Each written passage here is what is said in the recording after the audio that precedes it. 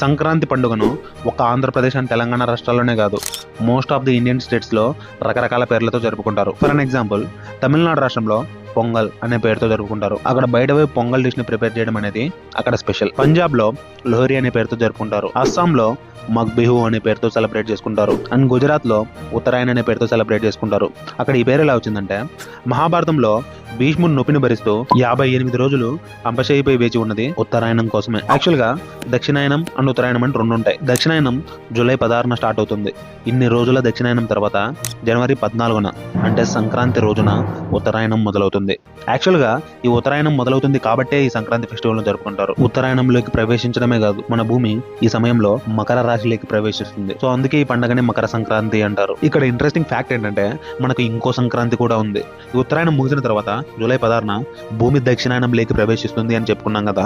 దక్షిణాయనం అంటే భూమి కర్క రాశిలోకి ప్రవేశిస్తుంది కాబట్టి కర్క సంక్రాంతి అని అంటారు. దీని పేరు క్యాలెండర్ లో కూడా మెన్షన్ చేసి ఉంటుంది. అండ్ కొన్ని క్యాలెండర్స్ లో ఈ పేరుని డైరెక్ట్ గా దక్షిణాయనం అని మెన్షన్ చేసి ఉంటుంది.